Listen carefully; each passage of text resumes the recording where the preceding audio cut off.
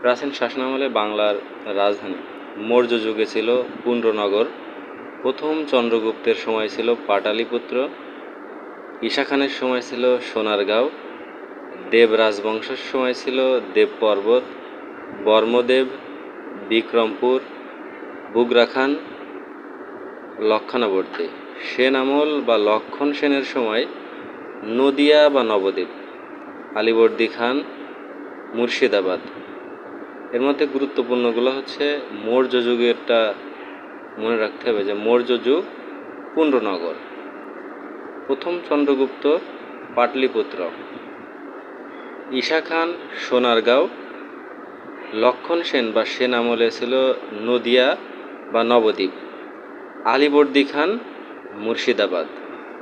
খুবই গুরুত্বপূর্ণ।